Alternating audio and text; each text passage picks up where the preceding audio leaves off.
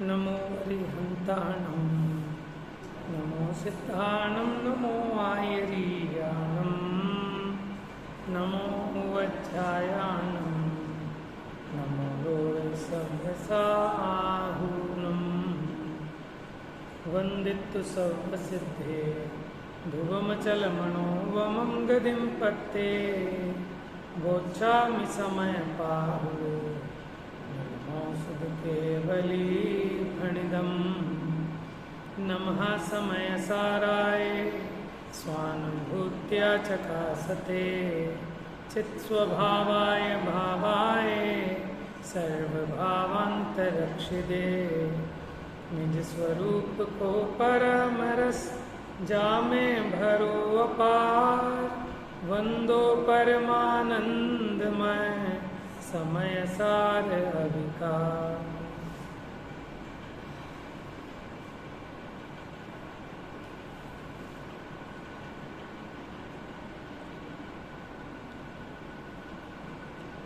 तो यहाँ हम गाथा नंबर 127 और 128 नहीं 126 127 हुई थी कल अपनी दो गाथाएं।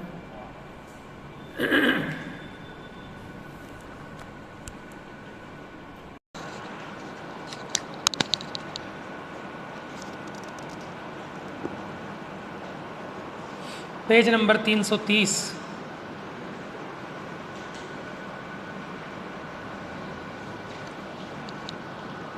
उसके पीछे आइए, पीछे 329 पर 127 नंबर की गाथा में बताया था कि ज्ञानमय भाव से क्या होता है और अज्ञानमय भाव से क्या होता है।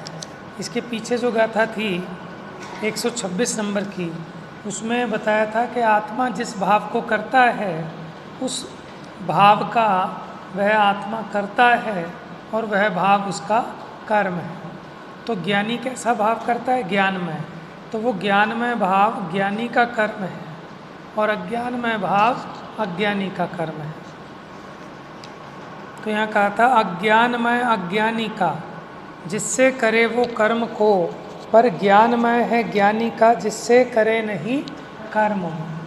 क्योंकि ज्ञानी का जो भाव है वो ज्ञानमय है। ज्ञानमय है माने सम्यक ज्ञानमय है। उसके ज्ञान में देखो, ज्ञान में तो ज्ञानी का भी और अज्ञानी का भी है, लेकिन जब हम कह रहे हैं कि ज्ञानी का परिणाम ज्ञानमय है मतलब सम्यक ज्ञानमय है, और जब हम कह रहे हैं कि अज्ञानी का अज्ञानमय है माने मिथ्या ज्ञान रूप है। पेज नंबर 329 पे सबसे नीचे पंडित जयचंद जी का भावार्थ। इस आत्मा के क्रोधादिक मोहनीय कर्म की प्रकृति का 8 कर्म हैं।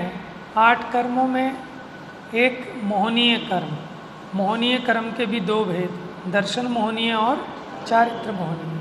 चारित्र मोहनीय कर्म में क्रोध कर्म उस प्रकृति के उदय होने पर अपने उपयोग में उसका राग द्वेष रूप मलिन स्वाद आता है। माने निमित्त नैमित्तिक संबंध है ना, कि जब क्रोध प्रकृति का उदय होता है तब आत्मा के परिणामों में भी क्रोध रूप परिणमन हुआ, और अपने परिणामों में जो क्रोध रूप परिणमन हुआ वो अपने अनुभव में भी आता है, वेदन में भी आता है। तो अपने उपयोग में उसका राग द्वेष रूप मलिन स्वाद आता है। अज्ञानी के स्वपर का भेद ज्ञान न होने से वह यह मानता है कि ये राग द्वेष रूप मलिन उपयोग ही मेरा स्वरूप है। देखो, उपयोग तो मलिन हुआ है लेकिन ये मेरा स्वरूप नहीं है। लेकिन अज्ञानी को क्या लगता है कि मैं ऐसा ही हूँ, उसे अपना सहज भाव मानता है। इस प्रकार राग द्वेष में अहम बुद्धि करता अज्ञानी अपने को रागी द्वेषी करता है। माने जब उसने अपना स्वरूप ही ऐसा मान लिया कि मैं ऐसा ही हूँ, जैसे कोई व्यक्ति अपने को मान लेता है कि मैं तो बहुत खड़ूस हूँ, तो उसको भाव कैसे आते हैं? वैसे ही भाव आते हैं, आते जाते चल फुट इधर हो उधर हो, माने उसने चीखना चिल्लाना। क्यों? क्योंकि उसने मान लिया कि मैं तो खड़ूस हूँ। ठीक है, और किसी ने मान लिया कि मैं बहुत बढ़िया हूँ, मैं बहुत सॉफ्ट हूँ, ठीक है ना, तो उसको भाव उस तरह के ही आते हैं। बात हमने कल की थी अंत में कि हमारी जैसी मान्यता होती है वैसे ही परिणाम उत्पन्न होते हैं। जब हम अपने को पिता देखते हैं तो हमें पिता संबंधी परिणाम उत्पन्न होते हैं, समझ में। जब हम अपने को पुत्र देखते हैं तो हमारे परिणामों में चंचलता आती है, गंभीरता नहीं आती। तो वो कहाँ से आई वो गंभीरता और चंचलता? के मान्यता में से। जैसा अपना अनुभव किया, जैसा अपने को माना, उसके अनुरूप इस जीव को परिणाम उत्पन्न होते हैं। तो ये जो अज्ञानी है ये राग द्वेष को अपना स्वरूप माने बैठा है। तो जब राग द्वेष को अपना स्वरूप माना है तो अपने को रागी द्वेषी करता है, ऐसे ही अनुभव करता है। तो और नए नए राग द्वेष इसको निरंतर होते हैं सहज में, इसलिए वह कर्मों को करता है। कौन? अज्ञानी। इस प्रकार अज्ञानमय भाव से कर्म बंद होता है। ज्ञानी के भेद ज्ञान होने से वह ऐसा जानता है कि ज्ञान मात्र शुद्ध उपयोग है, वही मेरा स्वरूप है। देखो, मलिनता होने पर भी वो मलिनता मेरा स्वरूप नहीं है, लेकिन वो मलिनता जिसमें भास रही है ऐसा शुद्ध चैतन्य वो मेरा स्वरूप है, ऐसा ज्ञानी जानता है। राग द्वेष ये कर्मों का रस है। कर्मों का रस है माने ये नैमित्तिक भाव है, ये विकार है, बिना कर्म के उदय के, ठीक है ना, जीव में ये हो नहीं सकता। यद्यपि कर्म नहीं करता, लेकिन इससे समझ में आ गया कि ये मेरा सहज स्वभाव नहीं है, मेरा पारिणामिक भाव नहीं है, ये औदैहिक भाव है, सो वो मेरा स्वरूप नहीं है। इस प्रकार राग द्वेष में अहम बुद्धि न करता हुआ ज्ञानी अपने को रागी द्वेषी नहीं करता, केवल ज्ञाता ही रहता है। देखो क्या होता है सहज, जैसे मानो आप बारात में गए तो उस समय हम सहज नहीं हैं, क्योंकि जैसे हम हैं नहीं, हम वैसे दिख रहे हैं, बन रहे हैं। हम उतने प्यार से बात नहीं करते जितने कि हम जब 100 जनों के बीच में जब हम बात कर रहे हैं तो वो कृत्रिम है, बनावटी है, सहज नहीं है। समझ में आया ना? सहज कब है कि जब हम पे कोई प्रेशर नहीं होता, समझ में, किसी भी प्रकार का कोई भय नहीं हो, कोई लोक का लाज नहीं हो, तब ये जैसा प्रवर्तता है वो इसका सहज प्रवर्तन है, पर्याय की अपेक्षा। उसी प्रकार माने जब किसी कर्म के उदय आदि की अपेक्षा के बिना सहज जो भाव होता है वो इसका अपना स्वरूप भाव है। लेकिन जहाँ परद्रव्य के निमित्त मिलने पर हो, कर्म के उदय होने पर हो, वो इसका सहज भाव नहीं है। लेकिन उसे क्या मान बैठा कि ये मेरा सहज भाव है। जैसे हम अच्छे नहीं हैं, लेकिन जब हम शादी में जाते हैं तो हम बहुत अच्छे होते हैं और हम अपने को अच्छा ही मान लें कि देखो मैं कितना अच्छा हूँ, नए नए कपड़े, ठीक है, इतना मेकअप, इतने प्यार से बोलता हूँ, सबसे अच्छे से बात करता हूँ, कितने मैनर्स से खाता हूँ। तो अपने को ऐसा मान ले तो वो तो उसका स्वरूप है नहीं। वो तो वहाँ से आके घर में आएगा तो फिर वैसे ही खाना है उसने जैसे खाता है, वैसे ही बोलना है, अबे तू बे। समझ में आया? तो जैसे हम आते हैं जाते हैं, बाहर का सब कुछ होता है, लेकिन हम उसे अपना व्यक्तित्व नहीं समझते। हम तो समझते हैं ना कि रियल में मैं क्या हूँ। उसी प्रकार ज्ञानी कर्म के उदय के निमित्त से होने वाली जो अपनी दशाएं हैं वो सब आगंतुक भाव हैं कि आने पर, कर्म का उदय आने पर आ जाते हैं, कर्म का उदय चले जाने पर चले जाते हैं। तो वो मेरा स्वरूप नहीं है। मेरा स्वरूप तो वो है कि जो पर के निमित्त बिना सहज सदाकाल बना रहे। तो वो तो एक ही स्वरूप है, निरंतर चेतना चेतना चेतना, वो जीव का अनादि से अनंत काल तक हमेशा रहने वाला शाश्वत स्वरूप है। तो ज्ञानी उस स्वरूप में अपनत्व करता है कि ये मेरा असली स्वरूप है।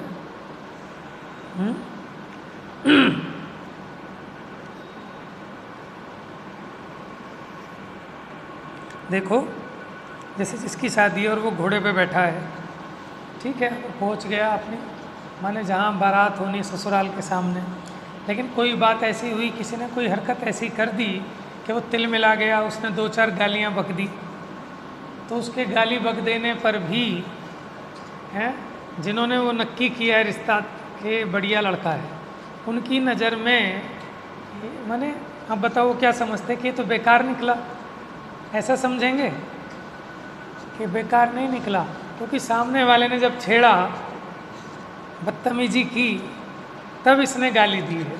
हाँ, किसी ने कोई छेड़छाड़ नहीं की, किसी ने कुछ नहीं उससे दुर्व्यवहार किया और उसके बावजूद भी वो गाली बके, तब तो वो रिजेक्टेड है, माने वो पूरी तरह सदोषवान है, ठीक है। लेकिन किसी ने उसे पत्थर मारा तब उसने 2 गाली बकी, तो भी हम ये समझ लेते हैं कि ये जो इसने गुस्सा किया ये इसका स्वरूप नहीं है, वो तो पत्थर पड़ने पर इसने ऐसा गुस्सा किया है। उसी प्रकार ये जीव के कर्म के उदय के निमित्त से जो स्वरूप हो रहा है ये इसका पारमार्थिक स्वरूप नहीं है। ऐसी खबर ज्ञानी को है, अज्ञानी को वो खबर नहीं है।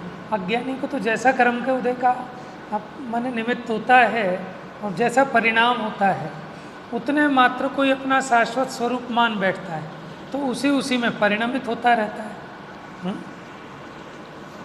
जैसे हमने किसी को भर्ती किया, अफसर क्या बनाया, हमने उसको अफसर भर्ती किया, लेकिन उसे भ्रम हो गया, पहले दिन आया और उनने पूछा, वहाँ सफाई वाला था कि क्या काम है, काम क्या, झाड़ू रखी है और ये यहाँ लगानी है, और वो चालू हो गया, समझ में आया। अब वो रोज़ आए और झाड़ू उठाए और अपना झाड़ू लगाए, समझ में आया। अब उसको पता ही नहीं है और वो सोचे साहब नहीं आते हैं क्या, खाली पड़ा रहती है कुर्सी, साहब नहीं आते हैं क्या।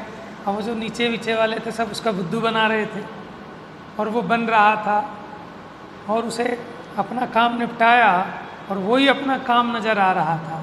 क्यों? क्योंकि उसे अपने स्वरूप की खबर नहीं थी कि मेरा काम झाड़ू लगाने का नहीं है, समझ में। वो कुर्सी पे बैठकर रोब चलाने का मेरा काम है, उसको अपने काम की खबर नहीं है। अब उसने अपने को ये मान लिया कि मैं झाड़ू वाला हूँ, तो उसे कैसे भाव आएंगे, झाड़ू लगाने के या लगवाने के? लगाने के। और जब उसे समझ में आ जाए कि मैं अफसर हूँ तो उसे कैसे भाव आएंगे? लगवाने के। ये भाव क्यों बदल गया? जहाँ अपनापन किया, माने जैसे अपने स्वरूप को स्वीकार करता है उसके हिसाब से ही इसको वो भाव उत्पन्न होने लगते हैं। जब इसने अपने को चैतन्य स्वरूप स्वीकार किया तो इसको कैसे भाव आएंगे? ना कुछ करने के, ना कुछ धरने के, ज्ञाता दृष्टा रहने के। और जब इसने अपने को मनुष्य मान लिया, पिता मान लिया, पुत्र मान लिया, तो इसको वो घर गृहस्थी के, कुटुंब के हैं, एक काम धंधा चलाने के वही परिणाम आएंगे।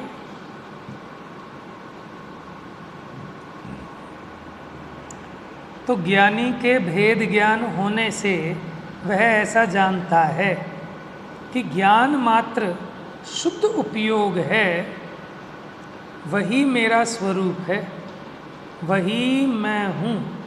राग द्वेष कर्मों का रस है, वह मेरा स्वरूप नहीं है।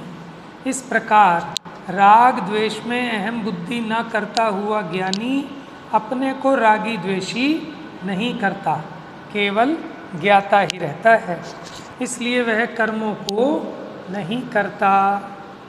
समझ में आया? यहाँ लिखा ना, राग द्वेष में अहम बुद्धि नहीं करता हुआ ज्ञानी अपने को रागी द्वेषी नहीं करता। दो बातें, एक तो मान्यता की अपेक्षा कि अपने को रागी द्वेषी नहीं करता, माने जैसे उसने अपने को झाड़ू वाला किया, क्यों किया? अपने भ्रम से, अपनी विपरीत मान्यता से। ऐसे ही ये कि राग द्वेष को अपना स्वरूप नहीं मानता, इसका मतलब ये अपने को रागी द्वेषी नहीं करता। और जब जिसे अपना स्वरूप नहीं मानता, उसको उपादेय नहीं मानता, हे मानता है, तो वैसा भाव करने का इसका परिणाम नहीं होता, उस भाव के त्याग की बुद्धि होती है। वह केवल ज्ञाता ही रहता है, इसलिए वह कर्मों को नहीं करता। इसलिए उसके ज्ञानमय भाव से कर्म बंद नहीं होता, क्योंकि जब राग द्वेष नहीं करेगा तो कर्म बंद कैसे होगा। अब आगे की गाथा का सूचक कलश काव्य कहते हैं 66 नंबर। ज्ञानमय एव भावः कुतो भवेत् ज्ञानिनो न पुनरन्य अज्ञानमयः सर्वा कुतोऽयं ज्ञानिनो नान्य। क्या कहते हैं, यहाँ प्रश्न है कि ज्ञानी को ज्ञानमय भाव ही क्यों होता है। बड़ा जोरदार प्रश्न है। प्रश्न समझ में आया कि ज्ञानी को ज्ञानमय भाव ही क्यों होता है और अन्य क्यों नहीं होता, उसको अज्ञानमय भाव क्यों नहीं होता, तथा अज्ञानी के सभी भाव अज्ञानमय ही क्यों होते हैं तथा अन्य क्यों नहीं होते। अज्ञानी को ज्ञानमय क्यों नहीं होते और ज्ञानी को अज्ञानमय क्यों नहीं होते। कौन बताएगा इसका उत्तर है। ज्ञानी को ज्ञानमय भाव ही क्यों होता है। हाँ, क्या ज्ञान से ज्ञानी उपजता है और अज्ञान से अज्ञानी उपजता है। बहुत बढ़िया। तो यहाँ जो प्रश्न किया कि ज्ञानी को ज्ञानमय भाव ही क्यों होता है, तो ये प्रश्न ऐसा है कि सोने से सोने के ही आभूषण क्यों बनते हैं, लोहे के क्यों नहीं बनते, और लोहे में से लोहे के ही क्यों बनते हैं आभूषण, सोने के क्यों नहीं बनते।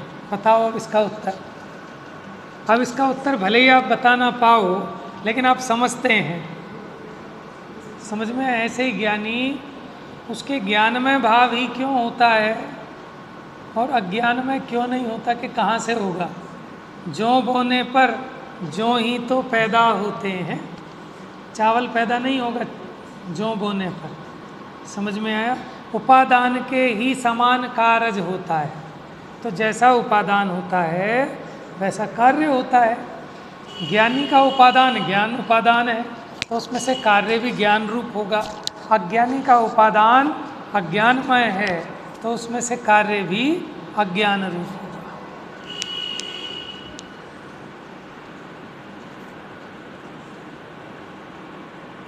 अब ज्ञानमय से क्या फल होता है और अज्ञानमय भाव से क्या फल होता है। कल बताया था कि ज्ञान का फल क्या है।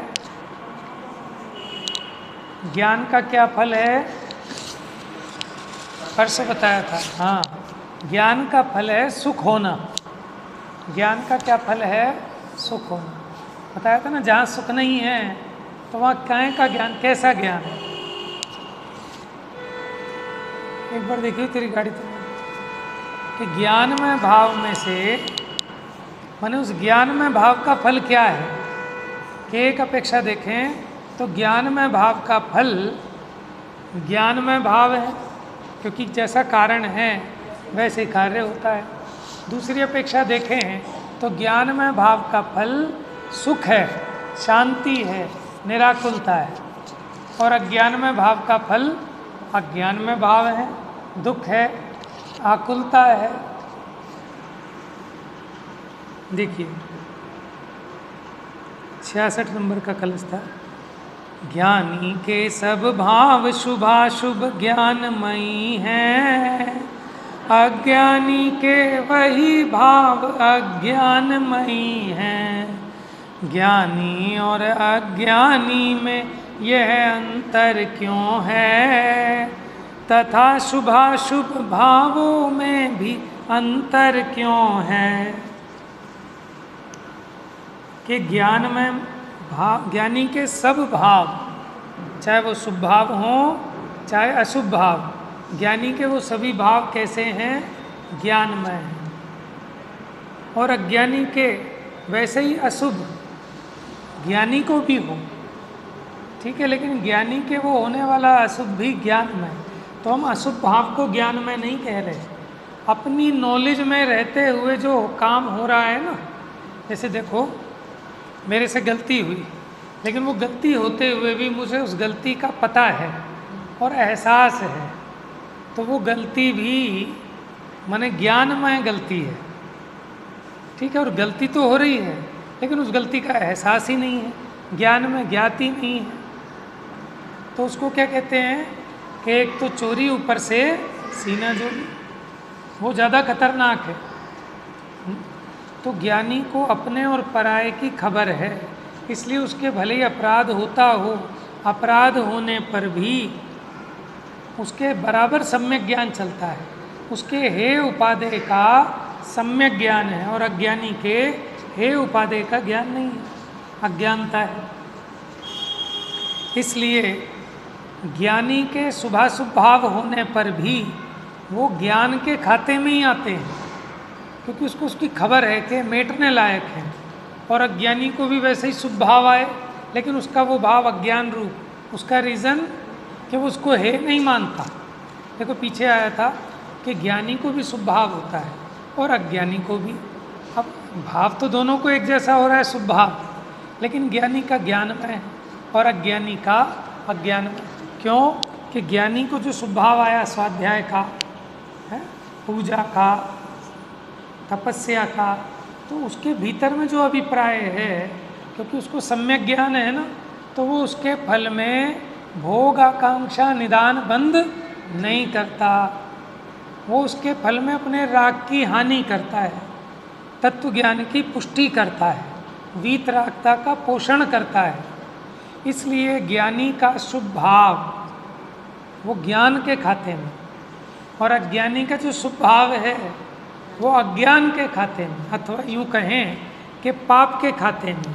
क्यों कि वो करता तो है दान, लेकिन उसके पीछे क्या चाहता है कि हो सुख संपत्ति संपदा, कि जो नित पढ़े 40 दिन, नित 40 ही बार, फिर उसके क्या क्या हुए। तो देखो पढ़ तो रहा है, कर तो रहा है, 1 लाख रुपया दिखाता है, तो अंदर में भावना 40 लाख जोड़ने की है।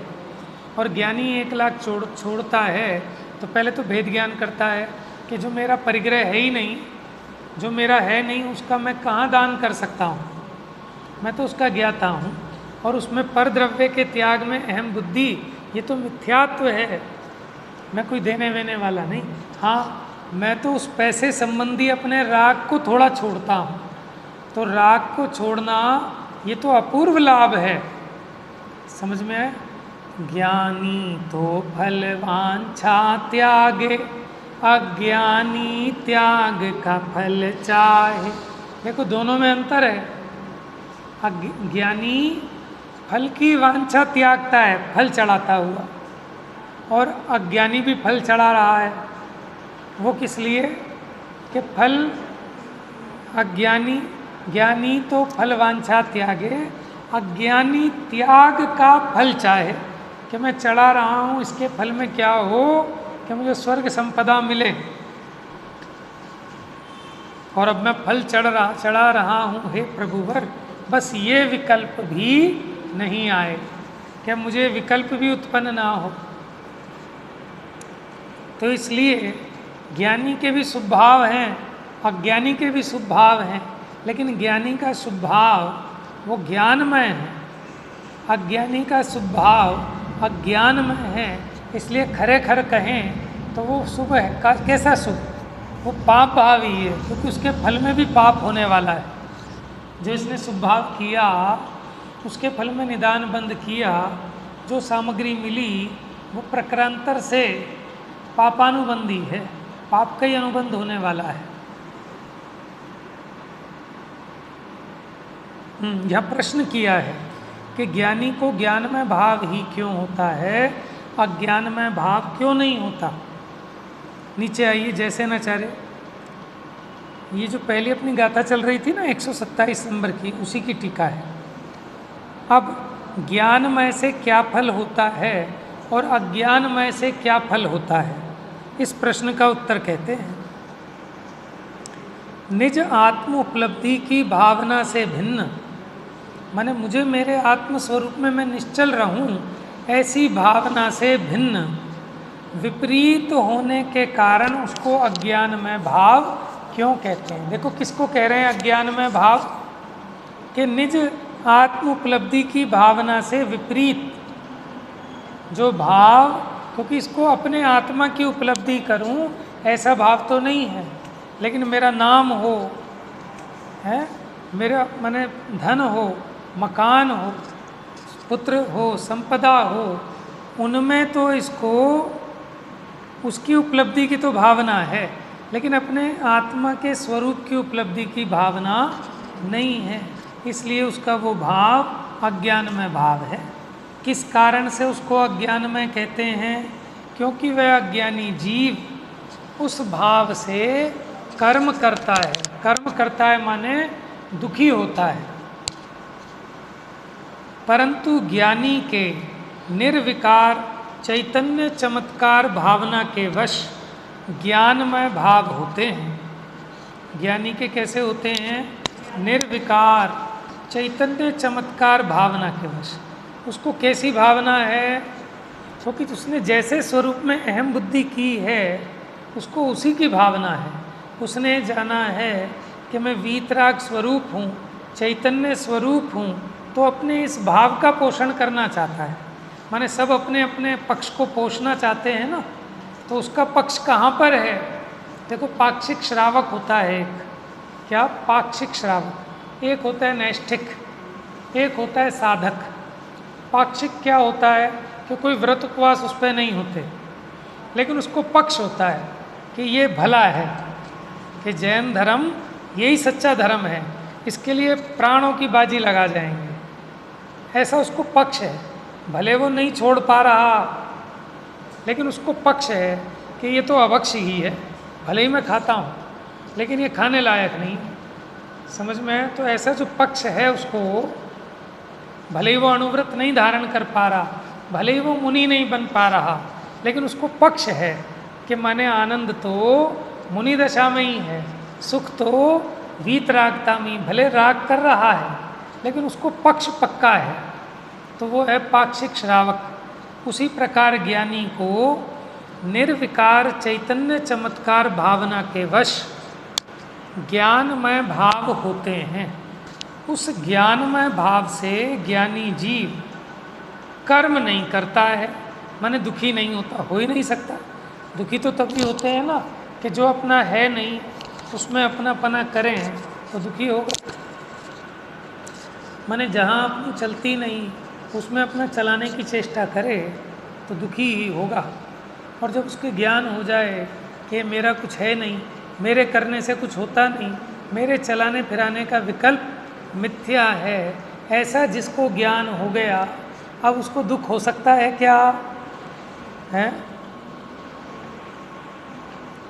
माने आपने बड़ी मुश्किल से पैसे जोड़े कन कन करके कि मकान लेंगे साहब, मकान लेंगे। आप अपनी गाड़ी में रख के पैसे गए रजिस्ट्री कराने, ठीक है, आप 2 मिनट को देखने गए अंदर और शीशा तोड़ के आपका बैग पार हो गया। क्या हो गया?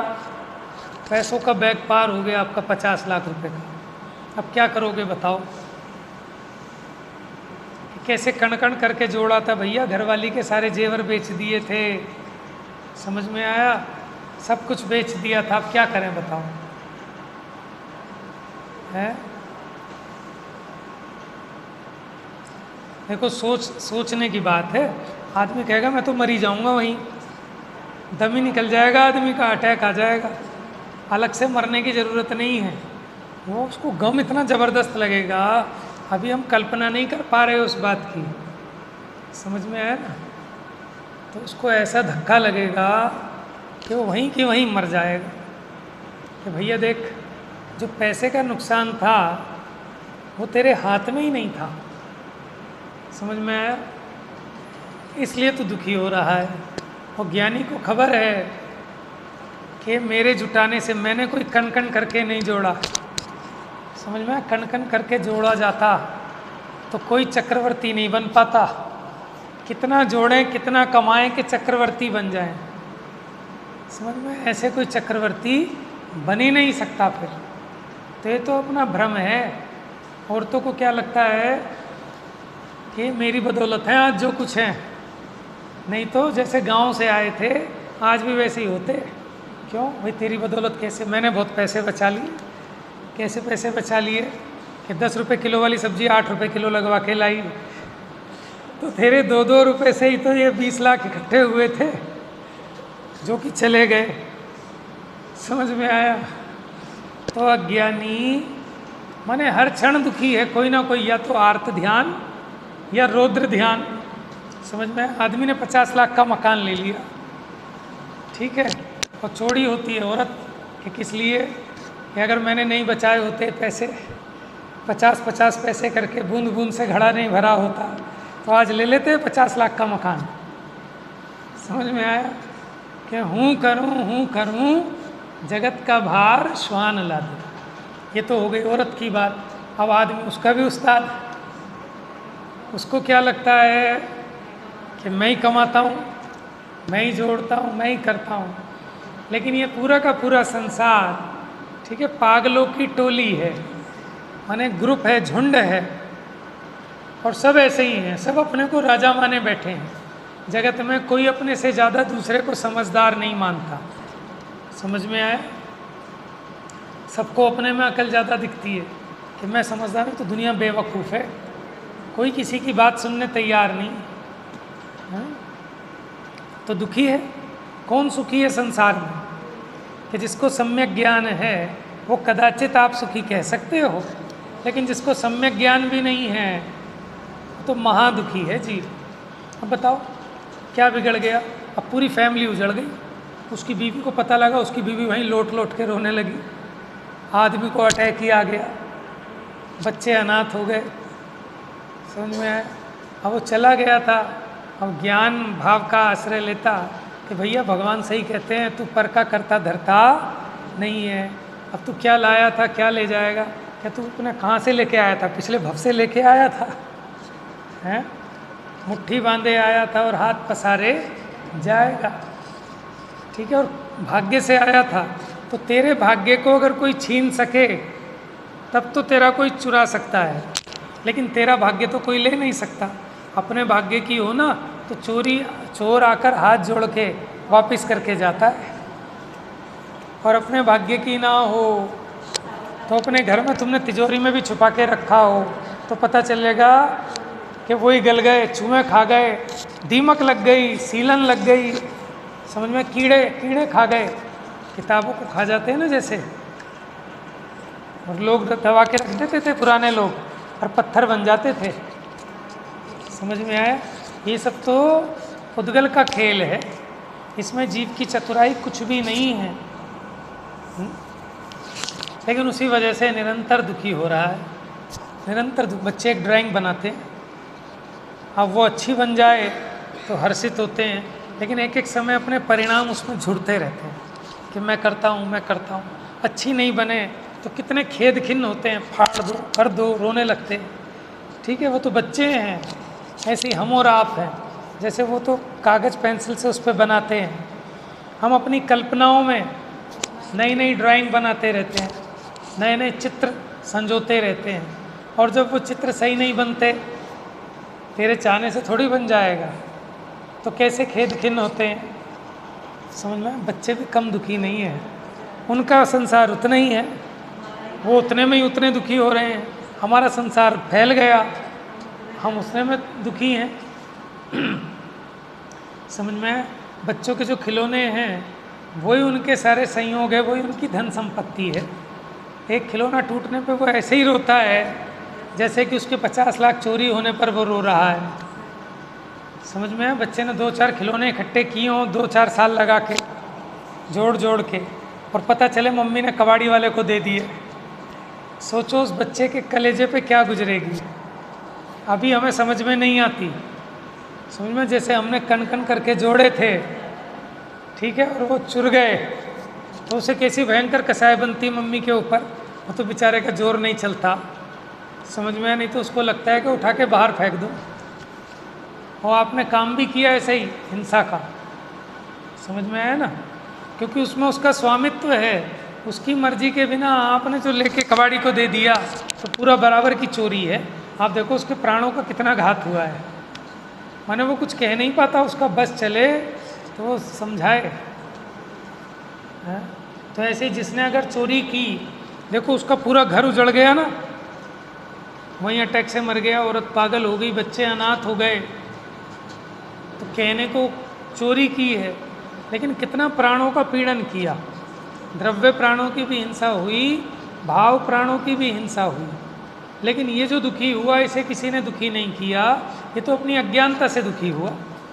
अब अगर इसको ज्ञान होता तो ये दुखी नहीं होता। तो अंतर है, देखो ज्ञानी के ज्ञान में भाव कैसा होता है। वो आपने भजन सुना होगा ना, भजन क्या है, बच्चों की पोयम है कि तोता तोता तू क्यों रोता, जो समकित होता तो तू क्यों रोता। क्यों रो रहा था वो तोता, क्यों रो रहा था, क्यों दुखी हो रहा था, है? आपको सुना है ना, नलनी पे उल्टा लटक गया था। किस पर उल्टा लटक गया? नलिनी पर। अपनी चाल को भूल गया। अब अगर उसे संकित होता, सही श्रद्धान होता कि मुझे किसी ने पकड़ा वकड़ा नहीं है, मैं तो स्वतंत्र हूँ, अभी तू अपने पंख खिला, तू आज़ाद है, तो अगर ये तुझे, अगर ये सही मान्यता होती तो तू रोता नहीं, फिर क्या करता कि अपने पंख लेके ऐसे उड़ जाता। ऐसे ये जीव जो दुखी हो रहा है, अगर इसको संकित होता, संकित माने सम्यक श्रद्धान, खाली आत्मा के ही संबंध में नहीं, जगत का जो कुछ भी परिणमन हो रहा है उसके संबंध में ज्ञानी को सम्यक श्रद्धान है। कि क्या श्रद्धान है? कि प्रत्येक वस्तु का परिणमन उसके स्वयं के हिसाब से होता है, मेरे हिसाब से नहीं होता। और अब उसको परिणमाने की इच्छा करना यही दुख का कारण है, इसलिए वो दुखी नहीं होता। और अज्ञानी संयोगों को मिलाए रखने की इच्छा में निरंतर भयभीत रहता है कि आज तो है, कल पता नहीं, कल रहे ना रहे। सही है ना? तो हर समय भयभीत है, हर समय कि ये सुख के पल कहीं बीत ना जाए, आज तो शरीर ठीक है, कहीं इसको कुछ हो ना जाए, आज भी नहीं भोग पाता। तो अज्ञानी का सच में माने जो लौकिक सुख जिसको कहते हैं वो भी अज्ञानी नहीं भोगता, वो तो उसकी आकुलता, परिग्रह की चिंता को भोगता है। माने उस पर परिग्रह भले हो लेकिन उसको भोग नहीं पाता, उसकी चौकीदारी करता है, निरंतर अपने परिणामों में उसके निमित्त से आर्त रौद्र ध्यान करता है। और ज्ञानी मस्त रहता है कि मेरा तो कुछ है ही नहीं, समझ में परद्रव्य है ही नहीं और इसमें मेरा सुख है ही नहीं, तो वो निराकुल रहता है। तो बात ये कर रहे हैं कि ज्ञानी के कैसा ज्ञानमय भाव होता है, और ज्ञानी के ज्ञानमय भाव ही क्यों होता है, अज्ञान में क्यों नहीं होता, इसकी चर्चा बाकी कल करेंगे। मिथ्यात्म नाश वे को